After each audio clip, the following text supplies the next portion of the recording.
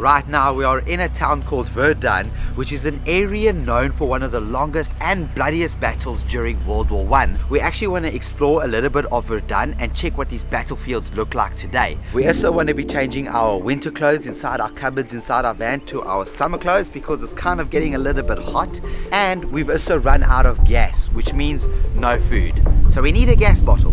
So another problem that we've been having is that we've woken up and found all of these spider webs all over the car. Not only spider webs, but we've also found spiders in our bed, on the roof, and all over the windows. So we have to get some insect repellent in order to make sure that these critters stay out of our van. How are they getting in, you ask?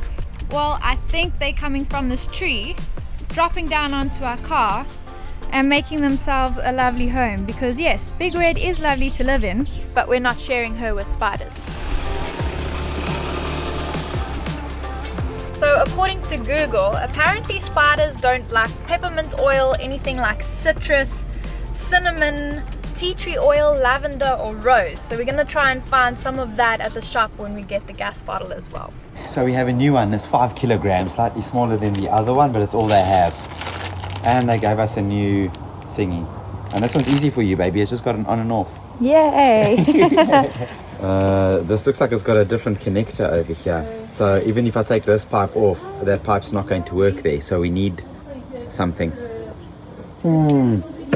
France is difficult. So that has cost us 65 euros for 5 liters of propane, but they don't actually have a connector, so we need to go to now another hardware store, hopefully to find that. Let's go. Welcome to France. So apparently all the hardware stores here are closed from 12 till 2. Every hardware store here, you can see, look, closes soon at 12, reopens at 2. Again, another one, another one, another one. So here is some tea tree oil. Apparently that will work. So we'll put this on the inside on some cotton buds, and then we got this to spray on the outside.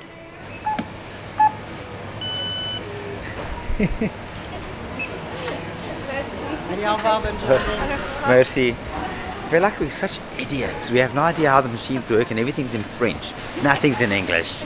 And we don't have these self-service checkouts in South Africa or anywhere in Asia. Wrong place, wrong place. So this has been quite a new thing for us to get used to. So I'm going to be spraying the stuff inside the arches now already, because we're going to the battlefields of Verdun. Although the Germans are not there anymore, we're not sure if they've left their spiders. I also don't know if this is going to work. It says it sticks to surfaces for a month, so hopefully it does something. But if you guys have any other recommendations, please let us know.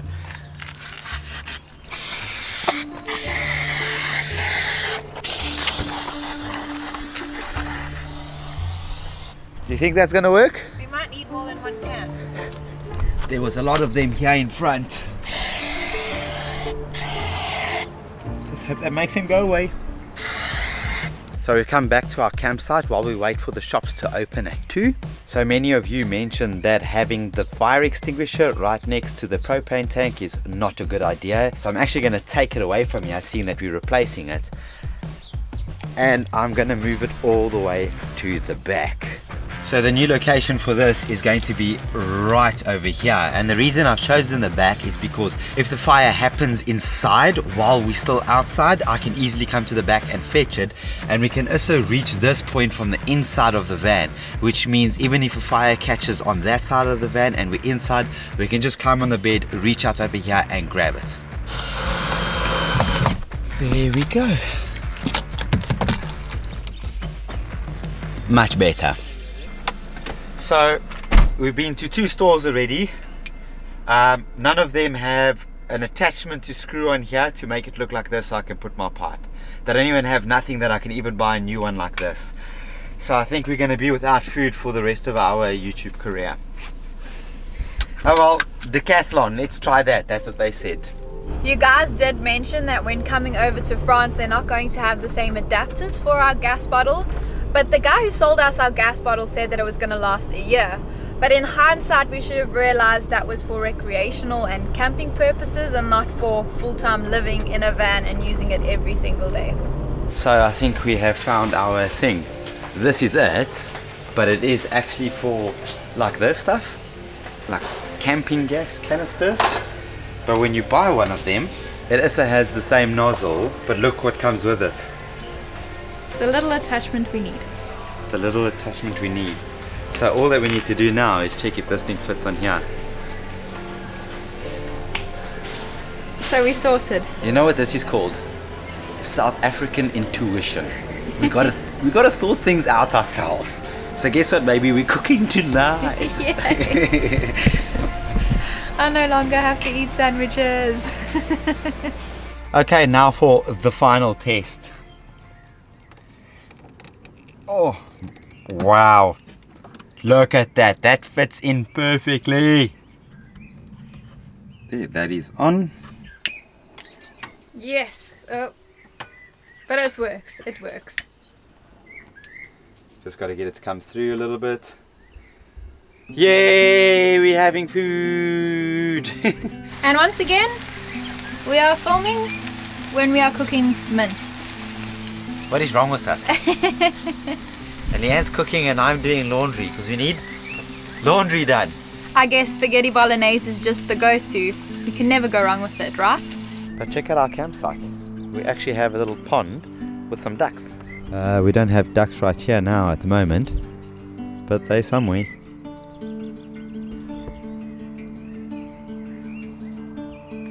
And for those that have been around before when we were eating mince, this time Leanne actually bought 400 grams. Thank you, baby. Now we have enough food. Now we have enough food. Not too much. Sorry neighbors, we don't have food for you today.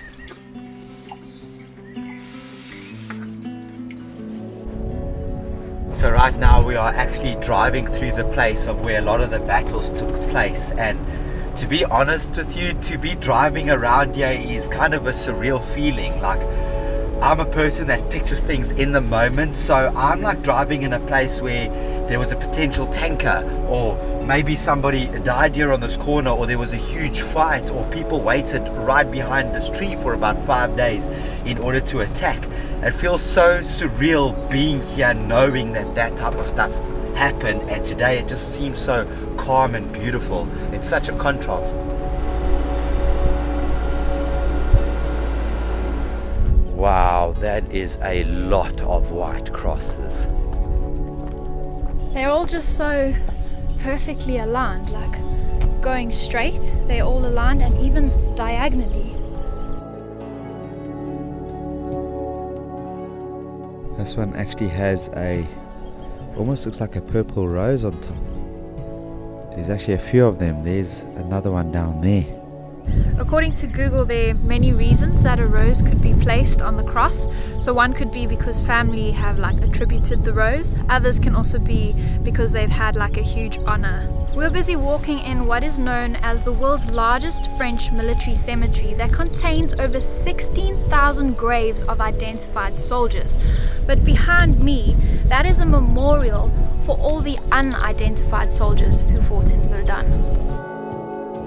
If you actually look at the shape of this monument, it kind of looks like a sword that's been thrusted into the ground, and apparently that's been done to just recognize the bravery and honor all of the soldiers that fought in Verdun. Oh my word, there are actually bones that you can see through the window here.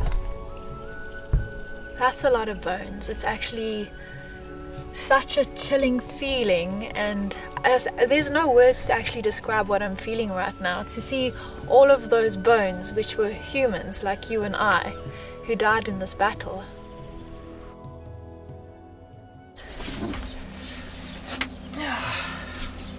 So after leaving the Verdun Memorial, we were actually on our way to go and see what is known as one of the most contested forts here in Verdun, known as Fort Douaumont. But on the way there, we actually experienced a problem with our van. So we've just gotten an engine service light come on. There's no other lights on the dashboard, but that probably means we're gonna need to sort something out on the van.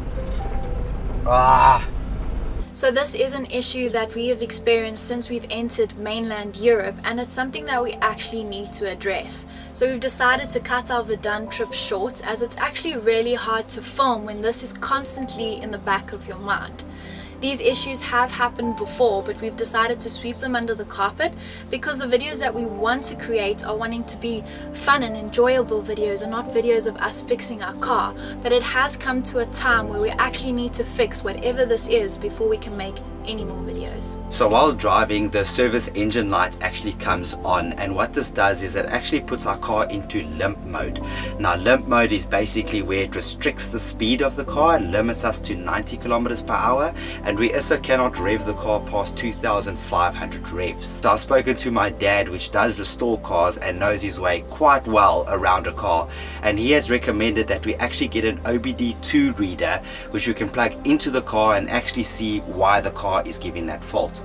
So we've gone onto TEMU and we've ordered a OBD2 reader from there. So if you're not sure what an OBD2 reader is, it's basically just this little dongle type thing that you can plug it into your car, and then it will read all the computers in your car and it tells you exactly what is giving that error code. So you can basically kind of diagnose yourself what is wrong with the car, like what a fever is or a stomach bug, something like that. You get to know instantly what is the issue. So the reason why we're ordering the OBD2 reader off TEMU is because they actually cut out the middleman and they get the product directly from the factory supply chain. This essentially means that they're connecting us directly to the manufacturer and actually can get the exact same product that we would be finding off other websites, but at a much cheaper cost. So this actually doesn't only go for OBD2 readers, but TEMU has a lot of other products on their site, which means you and I can get the products that we want but for a much cheaper price. This is absolutely perfect for couples like us that love to travel and save costs. So TEMU is a great way, and it's becoming one of the websites that we go to first now when we're looking for stuff online. And to save. Yeah. So we have ordered the OBD2 reader off TEMU and it should arrive later today, and for the rest of the video we're going to be fixing the van and hopefully be putting an end to our van problems. Now that I have the OBD2 sensor, let's see if we can determine what's wrong with the car. So this is what the OBD2 scanner looks like. It's just basically a plug that I will be connecting right underneath my steering wheel. So here it says OBD, and then just got to plug it in there. I've also downloaded this app, Car Scanner, which I'll be able to use to connect to it and see what's wrong with the car. It's asking me to switch on the ignition. Okay, we are fully connected. So here's a setting called Diagnostics Trouble Codes. Gonna click on that thing, but then I'm gonna ask it to read all of them. So this way now, what this is going to be doing is it's actually going to be checking the computer of the car and seeing what codes or errors could be popping up. We have a fuel low pressure sensor, so it could be the fuel sensor.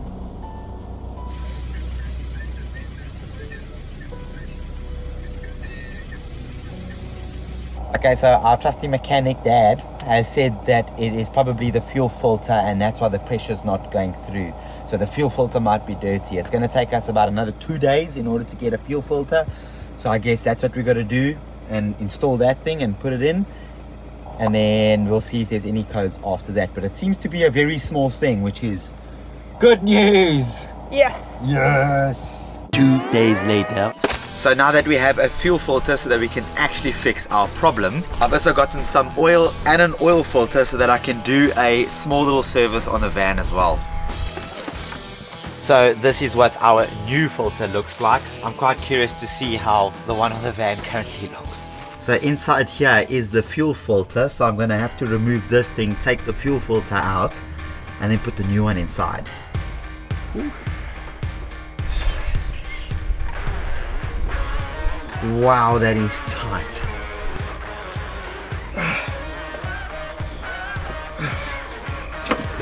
Oh well. Oh, that just smells like diesel. Look at this fuel filter. Look how black it is. So we have Daniel here giving Big Red a service. This is our old fuel filter, and that is the new one I'm putting in. Oh my goodness. Yep. What we're gonna do is we're gonna put on a new one. Oh.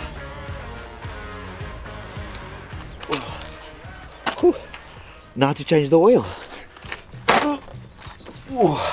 So the next thing to do is to loosen this bolt here so that the oil can drain into this bucket.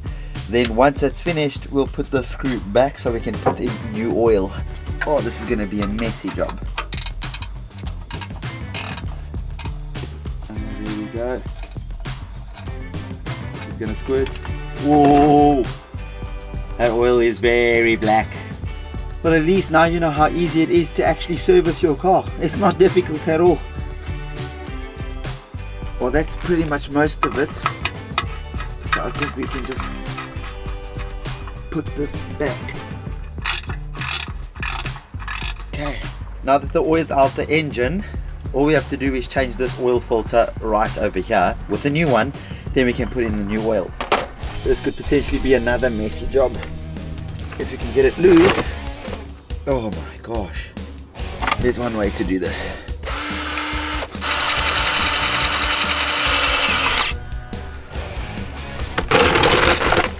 Now we can shove this in there. Hopefully we'll be able to loosen it. Oh,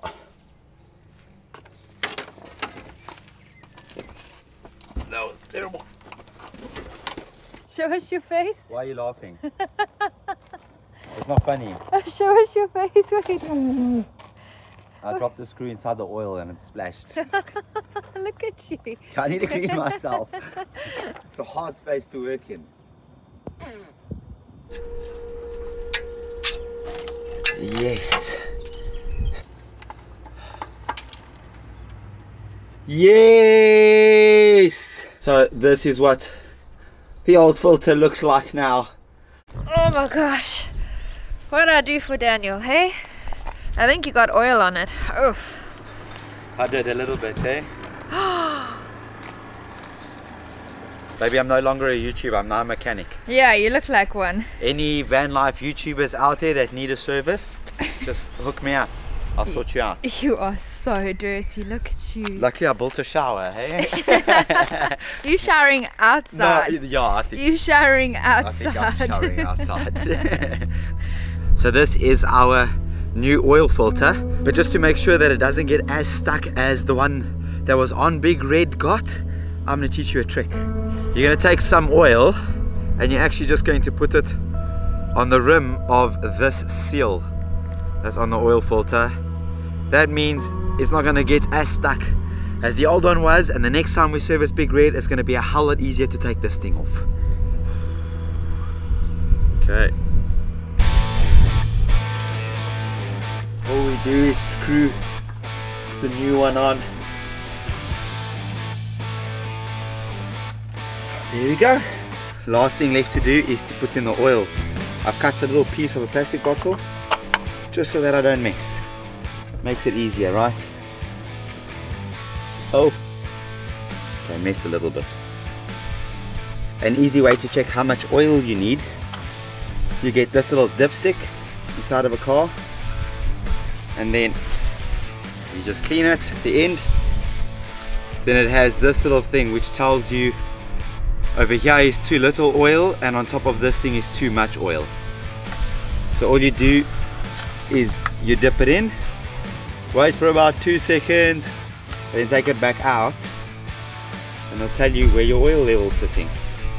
There you can see mine's still right at the bottom. So that means we need more oil.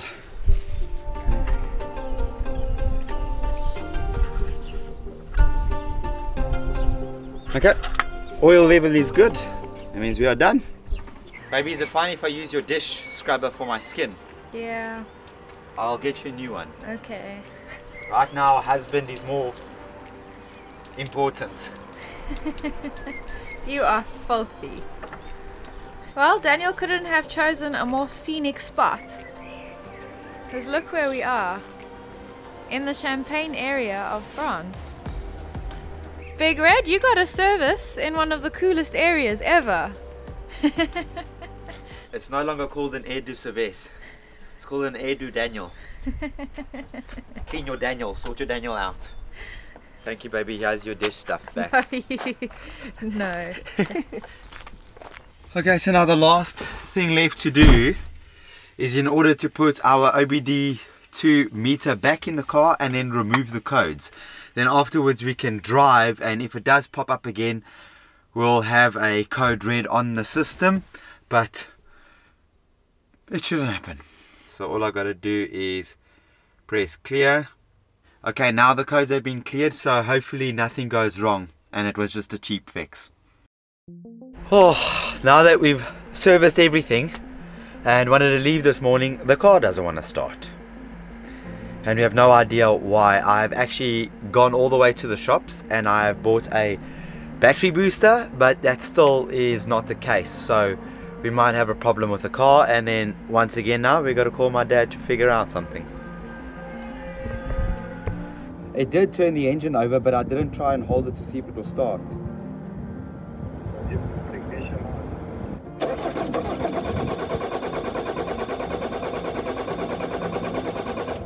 So after all of that, we figured out that this little relay might be the issue.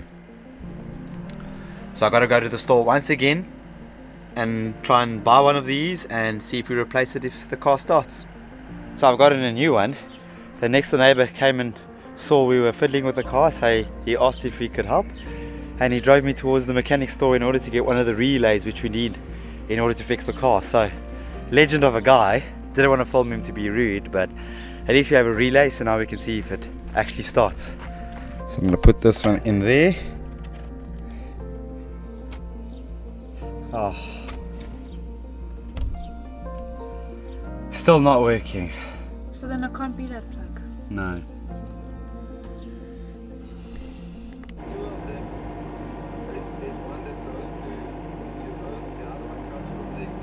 So after spending a day in order to try and figure out why the car won't start, I've come up with a solution.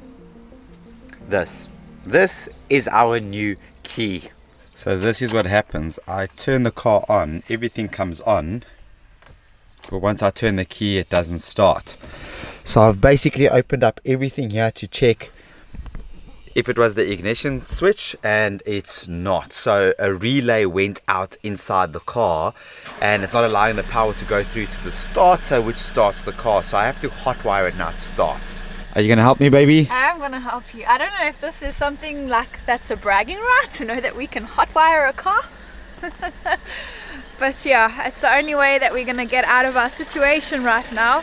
And we're gonna take the car to Ford to try and see if they can maybe help us, because we don't actually have time to just sit and fiddle on this car. Alright, so I'm behind the wheel and Danny's in the front of the car, and now I have to put the key in the ignition. Are you ready? Okay, turn it. There we go.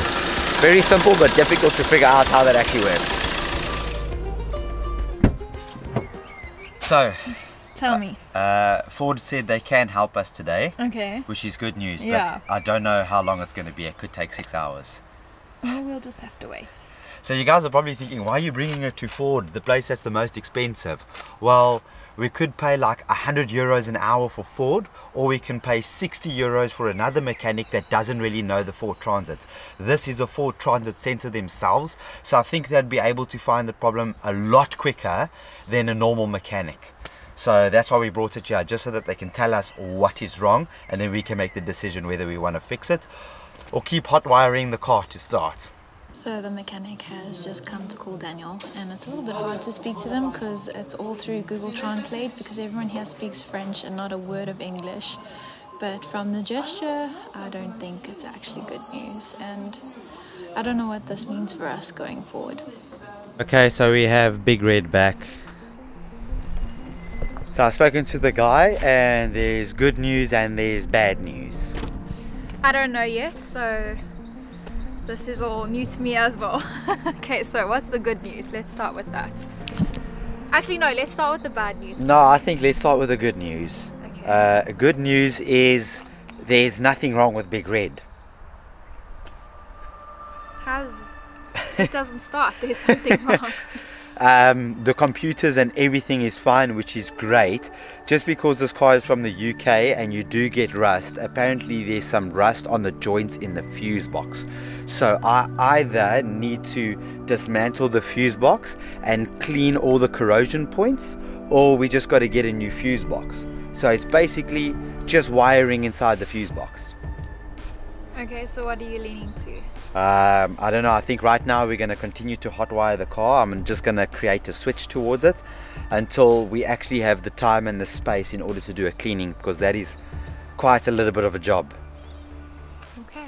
So at least we can drive it. Shouldn't cause any more problems at all. But it's not engine and it's not computers, which is your two biggest costs.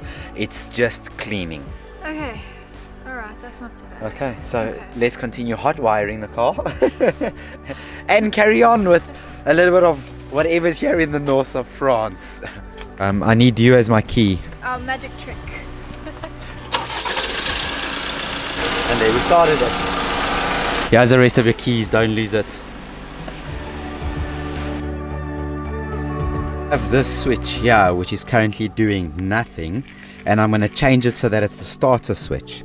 So I'm going to take a cable like this, connect it to where we have a problem in the engine, and then I'm going to connect it to this switch, so essentially it replaces our starter for now up until the moment we've cleaned and fixed. Unfortunately, Ford weren't able to help us clean the wires in the fuse box because they fully booked, but I think that it's a job that Danny will be able to handle, and it will also allow us the flexibility to clean it when we need to as we move along with our journey. And the reason we're so pushed for time is because even though Danny's on a European passport, I am actually on a Schengen visa, which means that I'm actually only allowed within the Schengen areas for 90 days out of a 180-day period. So we're trying to split that up by 45 days, and so we're doing 45 days now, and then we're going to be traveling to Morocco, jumping over into Morocco for another 45 days, and then heading back into the Schengen areas and up to Greece for the next 45 days, just so that I don't overstay my visa. I've been removed from my job.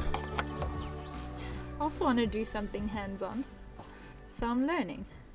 Okay, our switch is connected. Are you finished? Yeah, is that fine? Yes, that's good for now. Great, if you want to hire me, I'm available. No, thank you. Now all I have to do with this thing is connect it there, which is connected to my starter, and Bob should be your uncle. Yes. How simple is it to steal a car? Not really, you still need the key because there's an immobilizer. Yes. Yes, okay. Temporary MacGyver fix for now.